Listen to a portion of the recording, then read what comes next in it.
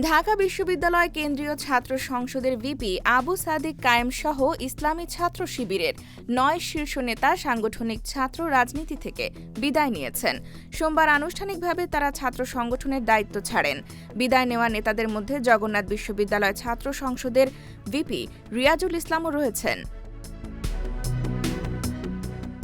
সাদিক কায়েম জানিয়েছেন, তিনি জাতীয় রাজনীতিতে সক্রিয় হওয়ার প্রস্তুতির অংশ হিসেবেই ছাত্র সংগঠন থেকে সরে দাঁড়িয়েছেন। তবে ডাকসুর মেয়াদ শেষ না হওয়া পর্যন্ত ভিপি হিসেবে দায়িত্ব পালন করবেন।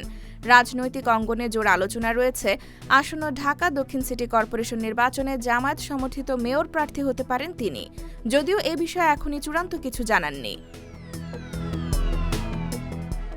ছাত্র শিবিরের সেক্রেটারি জেনারেল সিবগাতুল্লাহ সিকবা বলেন, সংগঠনের ষান্মাসিক নেতৃত্ব পরিবর্তনের অংশ হিসেবে যারা জাতীয় রাজনীতি বা পেশা জীবনে যেতে চান তাদের বিদায় দেওয়া হয়।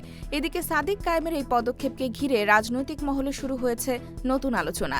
এখন নজরে থাকবে ডাকসুর মেয়াদ শেষে তিনি জাতীয় রাজনীতিতে কী ভূমিকা নেন এবং ঢাকা দক্ষিণ সিটির মেয়র প্রার্থী হিসেবে আনুষ্ঠানিক ঘোষণা আসে কিনা।